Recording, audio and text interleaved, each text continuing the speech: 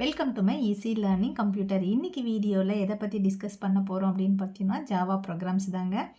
Java ப்ரோக்ராமில் check the given character is a vowel or not அப்படின்ற ஒரு question கொண்டு வந்திருக்கேன் நான்.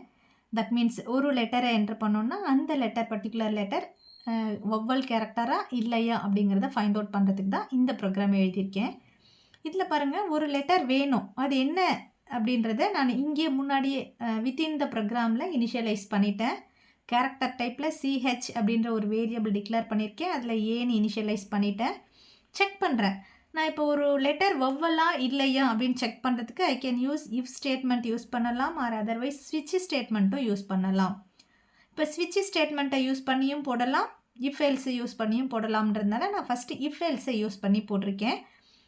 இஃப் சிஹெச்சில் தான் என்னோடய லெட்டர் இருக்குது, அதனால் சிஹெச்ன்ற variable double equal to, ordinary நமக்கு சிங்கிள் ஈக்குவல் டு போட்டோன்னா ஒரு வேல்யூவை ஒரு வேரியபிளுக்கு அசைன் பண்ணுறோன்னு அர்த்தம். டபுள் ஈக்குவல் டு போட்டோன்னா ஒரு வேல்யூவை இன்னொரு வேல்யூவோட கம்பேர் பண்ணுறோன்னு அர்த்தம். இது ரெண்டுத்துக்கும் நமக்கு மீனிங் தெரிஞ்சிருக்கும். Single equal to assignment, double equal to போட்டோம் அப்படின்னா என்னது, கம்பேர் பண்ணுறோம் அப்படின்னு அர்த்தம். ஸோ இங்கே நான் கம்பேர் பண்ணுறதுக்கு டபுள் ஈக்குவல் டு போட்டே ஆகணும். சிஹெச் டபுள் ஈக்குவல் டு ஏவா அப்படின்னா அப்போ இந்த லெட்டர் சிஹெச்சில் இருக்கிற இந்த வேரியபிள் இருக்கிற இந்த பர்டிகுலர் லெட்டர் வந்து ஏவா அப்படின்னு கம்பேர் பண்ணணும். அப்படி இருந்தது அப்படின்னா இந்த இஃப்க்கு உள்ளே இருக்கிற இந்த ஸ்டேட்மெண்ட்டை எக்ஸிக்யூட் பண்ணணும். என்ன எக்ஸிக்யூட் பண்ணணும், system dot out dot print எல்என்ல சிஹெச்ன்னு சொல்லியிருக்கேன். அப்போ சிஹெச்சில் இருக்கிற இந்த பர்டிகுலர் லெட்டர் பிரிண்ட் ஆகிடும். ஃபஸ்ட்டு ஏன்னு பிரிண்ட் ஆகிட்டு is a vowel character within a double கோட்டில் இருக்கிறதுனால இந்த மெசேஜ் அப்படியே பிரிண்ட் ஆகும். இந்த மெசேஜுக்கு முன்னாடி இந்த சிஹெச்சில் இருக்கிற வேல்யூ பிரிண்ட் ஆகும். இப்போ நான் இந்த இஃப்பில் பாருங்கள், ஏ இங்கே இடையில் பைப் சிம்பிள் போட்டிருக்கேன். இது எதுக்கு அப்படின்னா மேபி சிஹெச்சில் இருக்கிறது ஏவா இருக்கலாம், ஆர் அதர்வைஸ் லாஜிக்கல் ஆப்ரேட்டர், இது வந்து or otherwise CH equal to ஈஆ, சிஹெச்சில் இருக்கிற இந்த வேல்யூ ஈஆன்னு கம்பேர் பண்ணு, ஆர் அதர்வைஸ் சிஹெச்சில் இருக்கிற இந்த லெட்டர் ஐஆன்னு கம்பேர் பண்ணு, ஆர் அதர்வைஸ் சிஹெச்சில் இருக்கிற இந்த கேரக்டர் ஓயூ. இப்போ ஏஇஐஓயு இந்த 5 லெட்டர்ஸ் தான் வவ்வல் கேரக்டர்ஸ். ஸோ அந்த 5 லெட்டர்ஸ்க்குமே நான் வந்து ஆப்ஷன்ஸ் கொடுத்துருக்கேன். இந்த சிஹெச்சில் இருக்கிற இந்த பர்டிகுலர் வேல்யூ இந்த 5 வேல்யூஸோட ஈக்குவல் ஆனது அப்படின்னா that is vowel character. Or otherwise இது வந்து சப்போஸ் நான் இமேஜின் பண்ணிக்கிறேன், சிஹெச்சில் பி அப்படின்ற ஒரு லெட்டர் இருக்குது அப்படின்ட்டு, பி அப்படிங்கிற லெட்டர் இருக்குது அப்படின்னா அந்த பியை கொண்டு வந்து ஏவோட கம்பேர் பண்ணும், ஈயோட கம்பேர் பண்ணும், ஐஓயு எதோட கம்பேர் பண்ணும்போதும் ஈக்குவல் ஆகாது.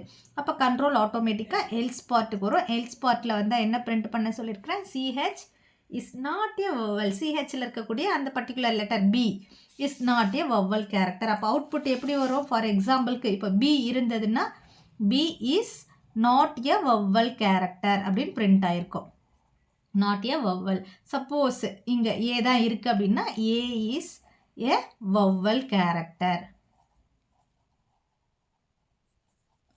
இது போல் பிரிண்ட் ஆகிருக்கும். சரிங்களா? அப்போது இது நான் இஃப் எல் ஸ்டேட்மெண்ட்டை யூஸ் பண்ணி போட்டிருக்கேன். இதுவே ஸ்விட்ச் ஸ்டேட்மெண்ட்டை யூஸ் பண்ணி போடணும்னா எப்படி போடலாம், சேம் ப்ரோக்ராம் அப்படியே ஸ்விட்ச் கேஸ் ஸ்டேட்மெண்ட்டுக்கு ஆல்டர் பண்ணியிருக்கேன்.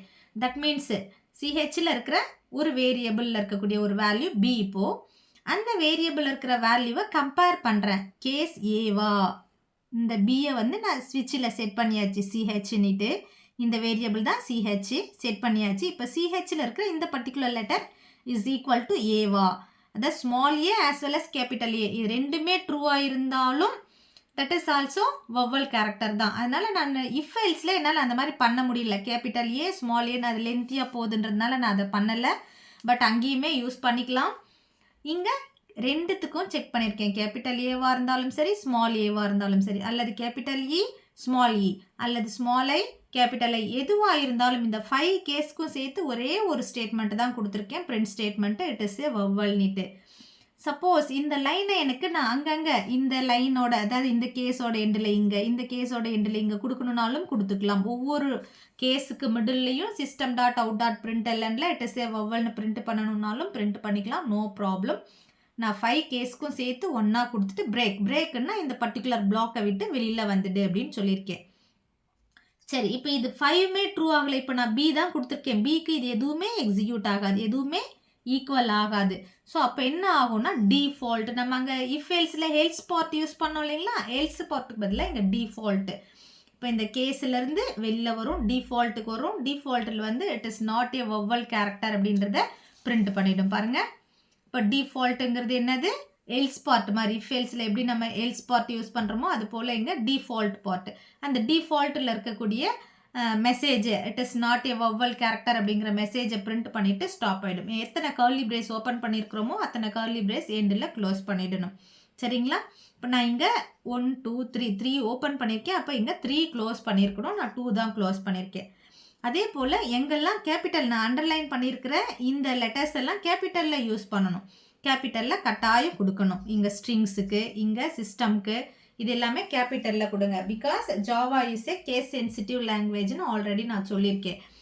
அடுத்தது இங்கே பாருங்கள், கேஸில் ஸ்மால் ஏக்கு தனியாக கேபிட்டல் ஏக்கு தனியாக இந்த மாதிரி தான் கொடுக்கணுமா அப்படின்றதுக்கு பதிலாக நம்ம இங்கேயே கூட கன்வெர்ட் பண்ணிக்கலாம். இப்போ நான் உள்ளேயே ப்ரோக்ராம்குள்ளேயே வேல்யூ ஃபிக்ஸ் பண்ணதுனால தேர் இஸ் நோ ப்ராப்ளம். இப்போ நம்ம சப்போஸ் ரன் டைமில் யூசர்கிட்ட இருந்து வேல்யூஸை ரிசீவ் பண்ணுறோம் அப்படின்னா அவங்க எப்படி கொடுப்பாங்கன்னு தெரியாது. ஸ்மாலில் கொடுப்பாங்களா கேபிட்டலில் கொடுப்பாங்களான்னு தெரியாது. அதனால் நான் இங்கே 2 கேஸ் கொடுத்துருக்கேன். அதர்வைஸ் இதையுமே அவாய்ட் பண்ணணுன்னா அவங்கக்கிட்ட இருந்து வாங்குகிற வேல்யூவை நம்ம ஸ்ட்ரிங் கன்வர்ஷன் ஃபங்க்ஷன்ஸை யூஸ் பண்ணி கன்வெர்ட் பண்ணிக்கலாம்.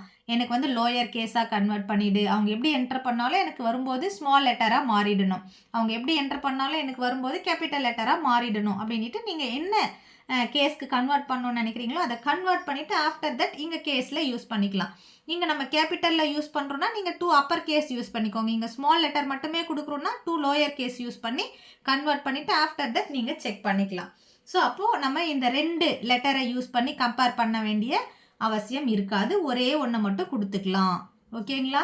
அப்போ நம்மளோட சிச்சுவேஷன்ஸ்க்கு ஏற்ற மாதிரி ப்ரோக்ராமை நம்ம ஆல்டர் பண்ணுறதுக்கு தெரியணும். என்ன ஃபங்க்ஷன்ஸை எப்போ யூஸ் பண்ணலான்றதும் தெரியணும். என்ன ஸ்டேட்மெண்ட்டை யூஸ் பண்ணி இந்த ப்ரோக்ராமை எழுதணுங்கிறதும் நம்மளோட சாய்ஸ் தான். கொஷின்ஸ் வந்து check the given letter is a vowel or not அப்படின்னு கேட்டாங்கன்னா ஜென்ரலாக நீங்கள் என்ன ஸ்டேட்மெண்ட்டை வேணும்னாலும் யூஸ் பண்ணிக்கலாம். ஆர் அதர்வைஸ் அவங்களே மென்ஷன் பண்ணியிருந்தாங்கன்னா யூஸ் த ஸ்விட்ச் case statement or use the if else ஸ்டேட்மெண்ட்னு கேட்டிருந்தாங்கன்னா அந்த பர்டிகுலர் ஸ்டேட்மெண்ட்டை மட்டும் யூஸ் பண்ணி எப்படி எழுதணும் அப்படிங்கிறத கிளியராக கற்றுக்கோங்க. இந்த வீடியோ உங்களுக்கு ரொம்பவே ஹெல்ப்ஃபுல்லாக இருக்கும்னு நான் நினைக்கிறேன். அதே போல் நீங்களும் நினச்சிங்கன்னா இந்த வீடியோவை மறக்காமல் லைக் பண்ணுங்கள், கமெண்ட் பண்ணுங்கள். இந்த வீடியோவோட லிங்கை உங்கள் ஃப்ரெண்ட்ஸ்க்கும் ஷேர் பண்ணுங்கள். தேங்க்யூ ஃபார் வாட்சிங் திஸ் வீடியோ.